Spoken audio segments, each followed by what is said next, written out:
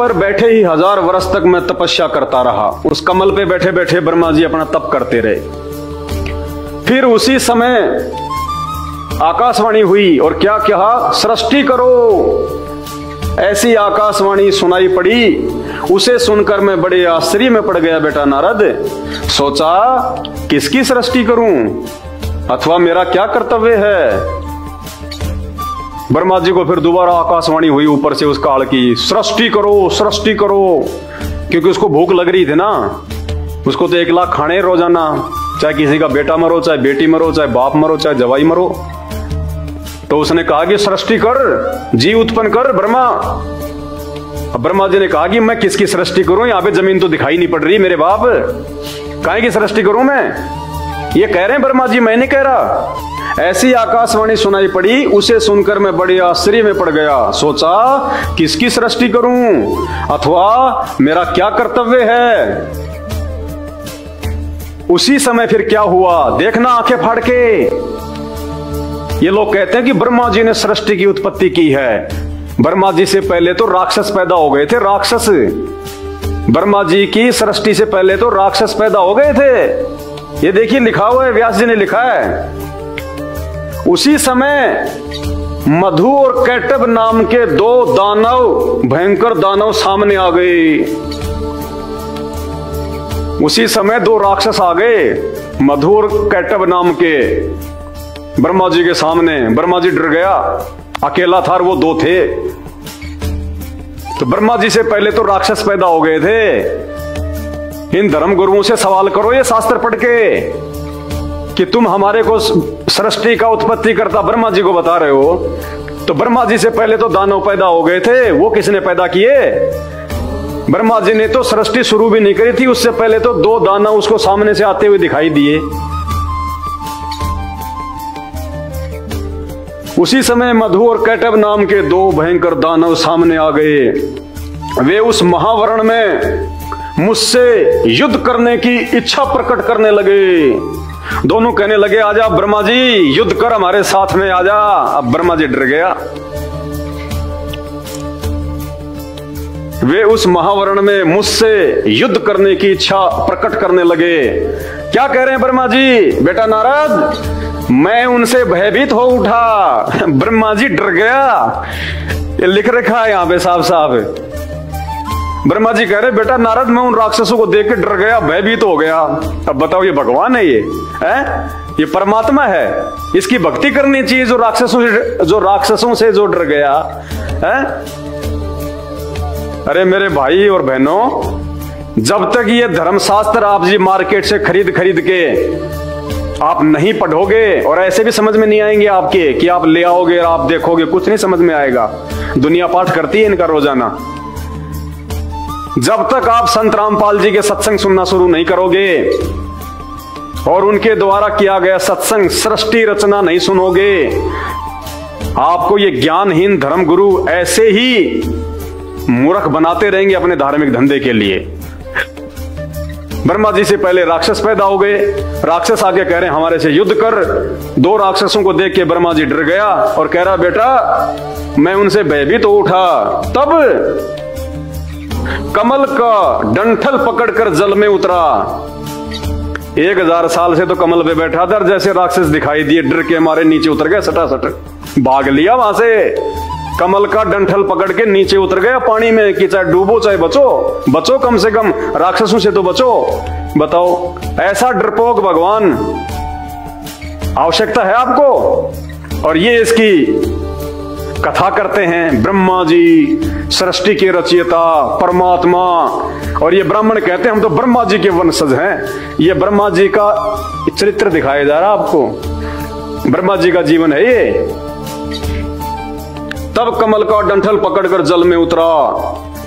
वहां मुझे एक परम अद्भुत पुरुष के दर्शन मिले। जब नीचे उतरा ना तो ब्रह्मा जी कह रहे हैं कि वहां मुझे एक अद्भुत परम पुरुष के दर्शन हुए।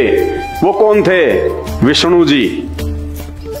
देखिएगा उनका श्री विग्रह मेघ के समान श्याम था, यानी उनका रंग सावड़ा था। वे पीतांबर पहने हुए थे। पीले कपड़े पहने हुए थे, 4 भुजाएं थी, शेष नाग की सैया पर सोए थे, शेष नाग की सैया पे सोए पड़े थे, अचेत थे। यानी जब ब्रह्मा जी कमल का डंठल पकड़ के नीचे उतरा जल में, तो वो जो कमल का जो डंठल था वो भगवान विष्णु की नाभि में लगा हुआ था। और ब्रह्मा जी ने देखा कि ये कौन महापुरुष है। ब्रह्मा जी नहीं जानता था उससे पहले कि ये विष्णु है, ये मेरा भाई है, कौन है ये। और ब्रह्मा जी कहते हैं कि जब मैंने देखा उसको, वो तो अचेत पड़ा था, सोया हुआ पड़ा था शेष नाग की सैया पे। अब बताओ, भगवान विष्णु से पहले तो सांप पैदा हो गए थे। भगवान विष्णु उस समय नींद में थे, अचेत, क्योंकि काल ने दुर्गा के माध्यम से सबसे पहले इन तीनों देवताओं की उत्पत्ति करी, और उससे पहले उसने राक्षस भी उसने पैदा कर दिए थे दुर्गा ने। और भी दुर्गा ने बहुत सारे जो रचना थी वो कर दी थी उस काल के आदेश से। तो भगवान विष्णु की तो आंखें भी नहीं खुली, उससे पहले तो सांप तो उसको छाया कर रहा था, शेषनाग। तो भगवान विष्णु से पहले तो शेषनाग पैदा हो गया था। वे पीतांबर पहने थे, 4 भुजाएं थी, शेषनाग की सैया पर सोए थे। उन जगत प्रभु के गलों में वनमाला सुशोभित हो रही थी। शंख, चक्र, गदा और पद्म, इन 4 आयुधों से वे अनुपम शोभा पा रहे थे। आगे पढ़िए। ऐसे शेष साई भगवान विष्णु का मुझे दर्शन हुआ। वे योग निंद्रा के वशीभूत होकर गहरी नींद में सोए पड़े थे, अचेत, कोमा में थे। कोमा में थे भगवान विष्णु। अभी तक उनको चेतना नहीं दी थी उस काल ने। सबसे पहले उसने ब्रह्मा जी को दी चेतना, और उसके बाद में जब ब्रह्मा जी वो कमल का डंठल पकड़ के नीचे गया वहां पे, अब वो विष्णु जी को जगाएगा। तो विष्णु जी तो गहरी नींद में सोए पड़े थे, अगाध प्रगाढ़ निंद्रा में। अगाध और प्रगाढ़ निंद्रा क्या होती है? कोमा। वे योग निंद्रा के वशीभूत होकर गाढ़ी नींद में सोए पड़े थे। उनकी सारी चेष्टाएं शांत थी। अब आदमी नींद में रहेगा तो कौन सी चेष्टा रहेगी उसकी? वो तो निडाल पड़ा रहेगा। नारद जी, ब्रह्मा जी कह रहे हैं, बेटा नारद जी, शेषनाग की सैया पर सोए हुए उन प्रभु को देख के मेरा मन चिंतित हो उठा। ब्रह्मा जी का मन चिंतित हो गया कि मेरा एक ही तो साथी मिला और वो भी नींद में पड़ा है, कहीं राक्षस ना आ रहे हो। तो ब्रह्मा जी फिर से डर गया, चिंतित हो गया कि ये भी सोया पड़ा है। इतने में भगवती योग निंद्रा याद आ गई। इतने में भगवती योग निंद्रा याद आ गई। मैंने उनका सत्वन किया। तब वे कल्याणकारी भगवती श्री विष्णु के विग्रह से निकलकर अचिंत्य रूप धारण करके आकाश में विराजमान हो गई। इतने में मेरे को याद आ गया, मेरे को चेतना आ गई। उस काल ने ब्रह्मा जी की थोड़ी सी बुद्धि खोल दी, और ब्रह्मा जी को अपनी माँ की याद आ गई, भगवती की, जगदम्बा की, दुर्गा जी की। तो ब्रह्मा जी ने तुरंत उसका स्मरण किया, उसको याद किया। तो वो जो वो दुर्गा थी, वो श्री विष्णु जी के अंदर से निकल के और आकाश में जाके खड़ी हो गई। दिव्य आभूषण उसकी छवि बढ़ा रहे थे, गहने गाने पहन रखे थे दुर्गा जी ने। जब योग निंद्रा भगवान विष्णु के शरीर से अलग होकर आकाश में विराजने लगी, तब तुरंत ही श्री हरि उठ बैठे। भगवान विष्णु भी जाग गया। उन्होंने मधु और कैटब के साथ 5000 वर्षों तक बड़ी घमासान लड़ाई लड़ी। ये है हमारे भगवान, ये है परम शक्ति, सर्वशक्तिमान वासुदेव। 2 राक्षसों को हराने के लिए 5000 साल लग गए, 2 भगवानों को। अरे राक्षस तो भगवान नहीं थे। 2 राक्षसों को हराने के लिए, उनसे युद्ध करने के लिए ब्रह्मा जी और विष्णु जी दोनों मिलके दोनों राक्षसों से 5000 साल तक लड़े। बताइए। अरे हम ही ठीक ठाक है यहाँ, 2 मिनट में कर देते हैं काम तमाम, 10 मिनट में फैसला। ब्रह्मा जी और विष्णु जी दोनों मिलके 5000 साल गुत्थम गुत्था हो रहे हैं उनके साथ में। ये पुराण बता रहे हैं कि ये भगवान है या नहीं है। कहने का मतलब ये है ये कितने शक्तिशाली हैं। इन नकली ज्ञानहीन धर्म गुरुओं के द्वारा, ये वेदों का ज्ञान ना होने के कारण, ये पुराणों का ज्ञान ना होने के कारण, जो इनको बढ़ा चढ़ा के जो इनको भगवान बता रखा है, इनको सर्वशक्तिमान बता रखा है, ये पुराण बता रहे हैं वास्तविक सच्चाई कि कौन भगवान है, कौन कितना शक्तिशाली है। संत रामपाल जी के सत्संग सुनना शुरू कर दो मेरे भाई, राग द्वेष को छोड़ के। महापुरुष जो आते हैं ना वो पूरी दुनिया के लिए आते हैं। उन्होंने मधु और कैटब के साथ 5000 वर्षों तक बड़ी घमासान लड़ाई लड़ी, तब वे दानव मरे। तब जाके 5000 साल में वो दोनों मधु और कैटब मरे। और ऐसे नहीं मरे, ब्रह्मा जी से विष्णु जी से नहीं मरे, वो बीच में दुर्गा जी को आना पड़ा। दुर्गा जी ने अपना सुंदर रूप बना के और अपने रूप के ऊपर दोनों राक्षसों को मोहित कर लिया। उन दोनों राक्षसों का ध्यान दुर्गा की सुंदरता के ऊपर हो गया। और पीछे से कहते हैं ना, मतलब इसने मेरे को पीठ पीछे मारा धोखे से। तो मधु और कैटब का ध्यान तो जो दुर्गा थी उसने अपने रूप की तरफ आकर्षित कर लिया, और पीछे से दोनों देवताओं ने उसकी गर्दन पे वार करके उनको मारा। यानी वो दो राक्षस भी ब्रह्मा विष्णु महेश से आमने सामने की लड़ाई में नहीं मर रहे थे। बताइए, ये भगवान है, ये सर्वशक्तिमान है, जिनसे दो राक्षस नहीं मर रहे थे।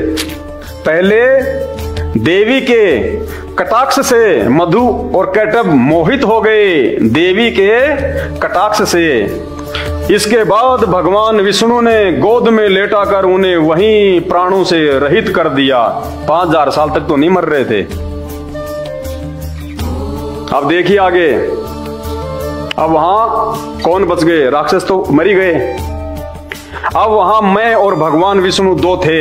यानी ब्रह्मा जी कह रहे कि बेटा नारद, राक्षसों के मरने के बाद में अब वहां पे मैं और विष्णु दो ही थे। वहीं रुद्र भी प्रकट हो गए। उसी समय उस काल ने अपने तीसरे पुत्र शंकर जी को भी भेज दिया। हम तीनों भगवती आद्याशक्ति के दर्शन हुए, उन्हें देखकर मन मुग्ध हो गया। इन तीनों देवताओं की माता है, ये माँ है इनकी, ब्रह्मा विष्णु महेश की माँ है ये दुर्गा। और क्या किया उन तीनों देवताओं ने मिलके? किसकी पूजा की, किसकी वंदना की?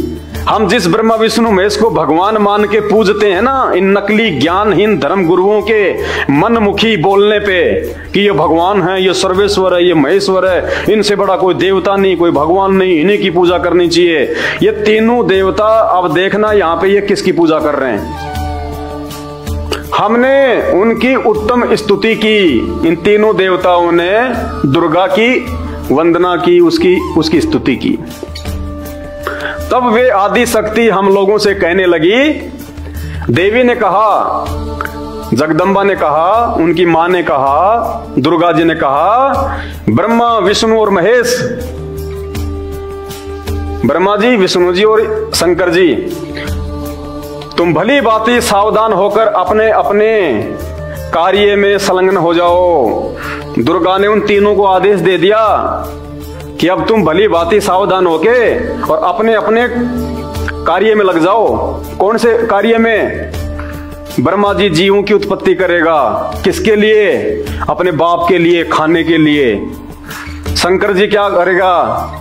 शंकर जी सबका संहार करेगा, मार मार के, किसी को एक्सीडेंट में तो किसी को बीमारी से, किसी को लड़ा झगड़ा के, जैसे भी मन में प्रेरणा करके।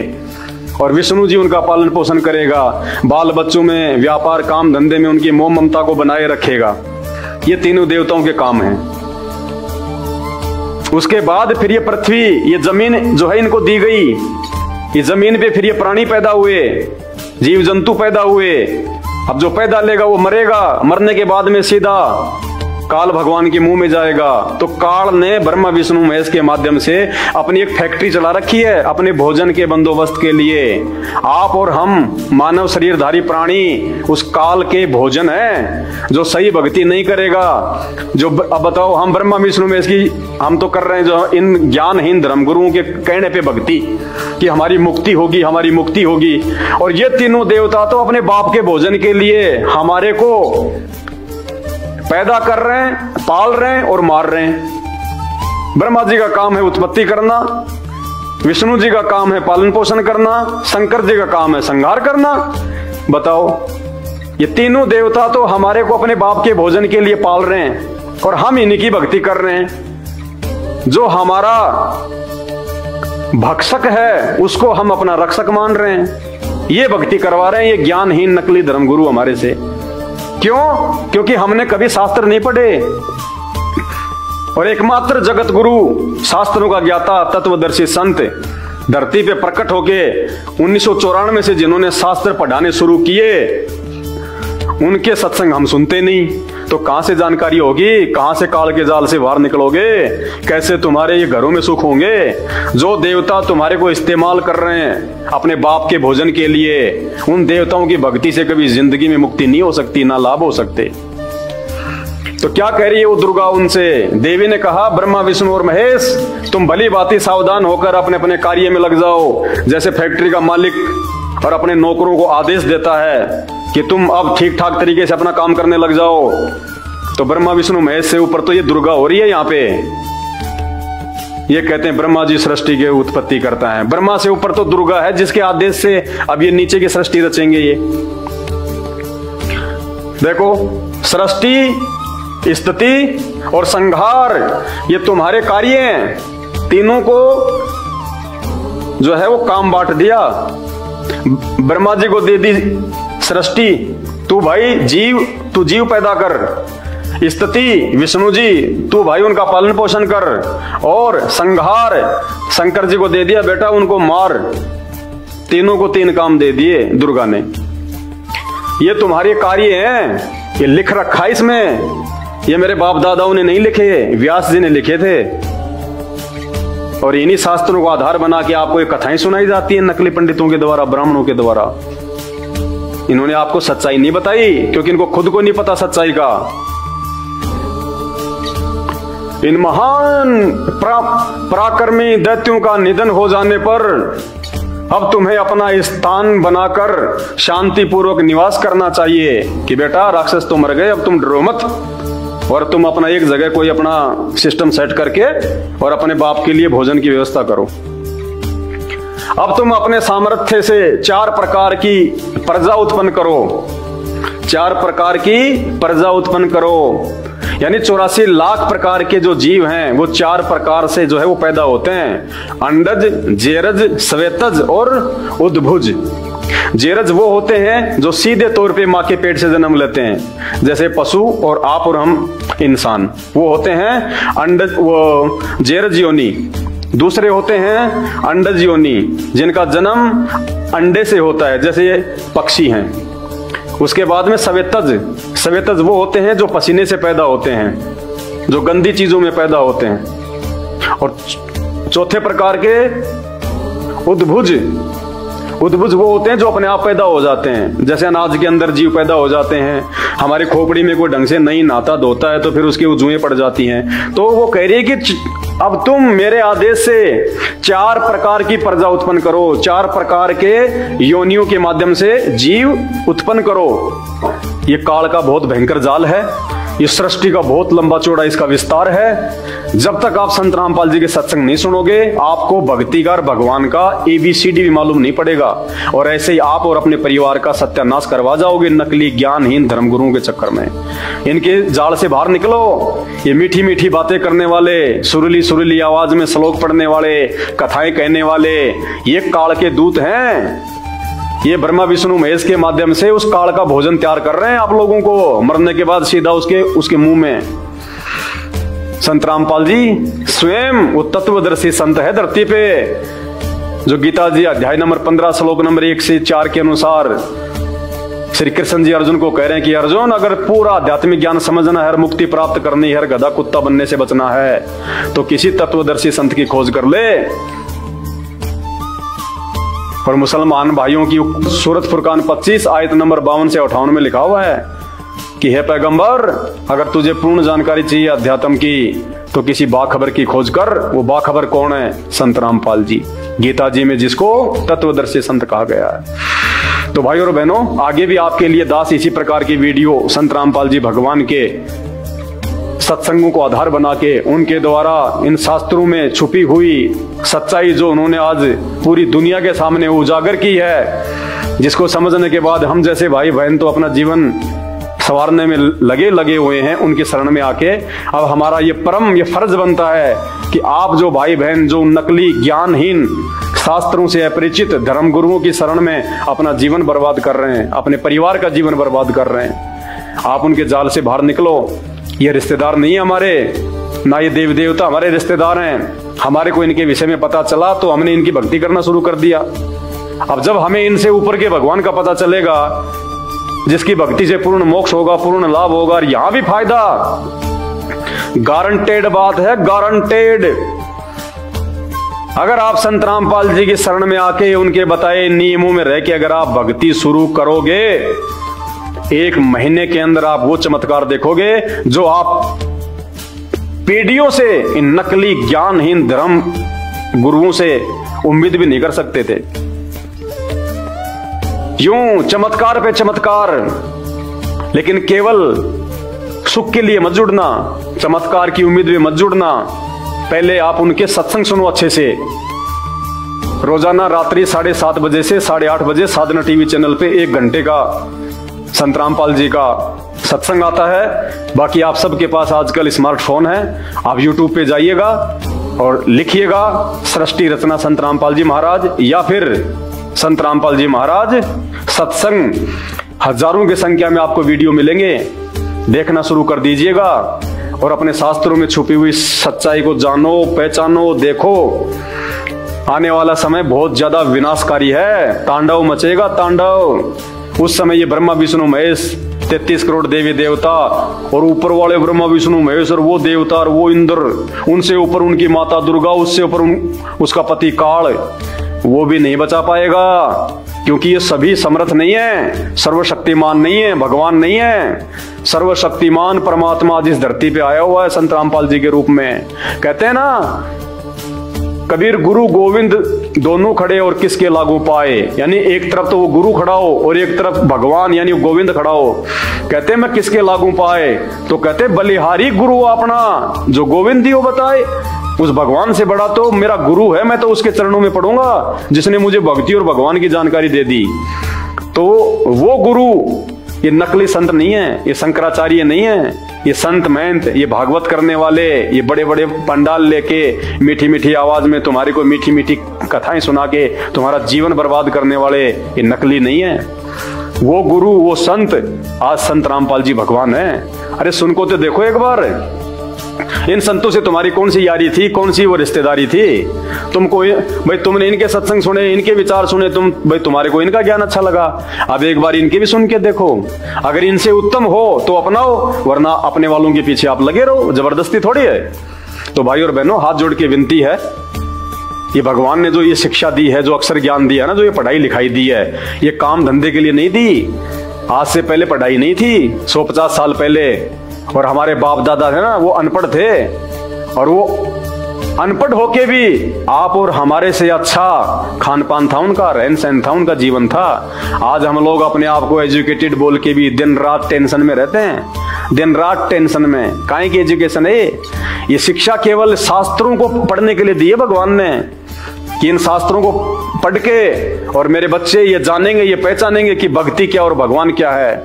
इन शास्त्रों का हिंदी में अनुवाद, हर भाषा में अनुवाद भगवान ने क्यों करवाया, ताकि हम इन नकली ज्ञानहीन पंडितों, ब्राह्मणों और गुरुओं के जाल से बाहर निकल जाएं। पहले खाली जितने भी जो ये धर्म ग्रंथ है ना, खाली ये संस्कृत में थे, आम व्यक्ति बेचारा जो है अनपढ़ होता था, ये जो मर्जी आधा घंटा 1 घंटा संस्कृत के श्लोक बोलते रहते थे, कौन सवाल जवाब करे जब किसी को मालूम ही नहीं था। आज गूगल पे जाके कौन सा श्लोक क्या बोल रहा है, कौन सा अध्याय क्या बोल रहा है, सबकी PDF है, सबका हिंदी में अनुवाद है, उर्दू में अनुवाद है, अंग्रेजी में अनुवाद है, कोई भी पढ़ो। ये शिक्षा, ये पढ़ाई भगवान ने इसलिए दी है कि हम अपने धर्म ग्रंथों को पढ़ें और फिर वो सच्चाई हमें पता चले और हम सही भक्ति करें, हम सही गुरु को पकड़ें। ये गांव-गांव में बैठे ना सब नकली हैं। आज पूरे विश्व में 99.99 जितने भी गुरु हैं, एक संत रामपाल जी को छोड़ के सबके सब नकली, सबके सब आपका जीवन बर्बाद करेंगे। अंत में आप समझदार हैं, यदि आप एक बुद्धिमान व्यक्ति हैं, आप यदि अपना और अपने परिवार का भला चाहते हैं तो संत रामपाल जी के सत्संग सुनना शुरू कर दीजिए और 1 महीना आप उनके प्रवचन सुनिए। पहले जल्दबाजी मत कीजिए, जब भी आपको समय मिले, दिन में आधा घंटा 1 घंटा, रात को सोते समय या दिन में या जैसे भी, मोबाइल में लगा के लीड अपने कान में या वैसे आप 1 घंटा रोजाना संत रामपाल जी के सत्संग सुनना शुरू करें। अगर आपके शरीर में भी अगर कोई रोग होगा, वैसे भी यदि आपको कोई टेंशन है, यदि आपको कोई परेशानी है, 1 महीने में तो परमात्मा आपके उन रोगों का नाश कर देगा जो लाखों रुपए हॉस्पिटल में बर्बाद करके भी नहीं हो पा रहे। जिस घर में संत रामपाल जी के सत्संग शुरू हो जाएंगे, जिस घर में संत रामपाल जी के मुख से निकले प्रवचनों की आवाज शुरू हो जाएगी, उस घर के आसपास तो भूत प्रेत भी नहीं टिकते, 10 कदम दूर भाग जाएंगे। अगर यकीन नहीं है तो अपने घर में सत्संग सुनना शुरू करो एक बार, ज्ञान प्राप्ति के लिए, भक्ति और भगवान की जानकारी के लिए। फिर देखना मालूम पड़ेगा कौन भगवान है और क्या भक्ति है, और तुम्हारी ऐसी आस्था हट जाएगी नकली धर्मगुरुओं से जिनको तुम आज अपना भगवान मान के बैठे हो। भगवान कहां बैठा है, तुम कहां उन नकलियों के चिपके बैठे हो। तो ये सब कुछ दिखाने का मकसद केवल एक ही है कि तुम सच्चाई से परिचित हो जाओ। ये मानव जन्म की कोई कीमत नहीं है, इतना अनमोल है, ये बर्बाद हो रहा है अपना। वरना मुझे कोई फायदा थोड़ी है जो 2 घंटे मैंने ये थूक बिलोया है, मुझे क्या मिलेगा, मुझे क्या मिलेगा भाई आप लोगों से। लेकिन आपको बहुत कुछ मिल जाएगा, सब कुछ मिल जाएगा जो चाहिए मानव शरीर प्राप्त करके, भगवान और भक्ति, इससे बढ़कर और कुछ भी नहीं है। तो हाथ जोड़ के विनती है, 1 महीना संत रामपाल जी के सत्संग मोबाइल पे सुनना शुरू कीजिए, अपने बच्चों को सुनाइए, और उस 1 महीने में भी तुम्हें वो लाभ होंगे जो लाभ तुम्हें वर्षों से नकली इन धर्म गुरुओं से भी नहीं हो रहे। तो आज के वीडियो में केवल इतना ही। आगे के वीडियो के लिए आप हमारे Facebook page Pawan Das is live को फॉलो करें और वीडियो को शेयर करें। बंदी छोड़ सतगुरु रामपाल जी भगवान की जय हो।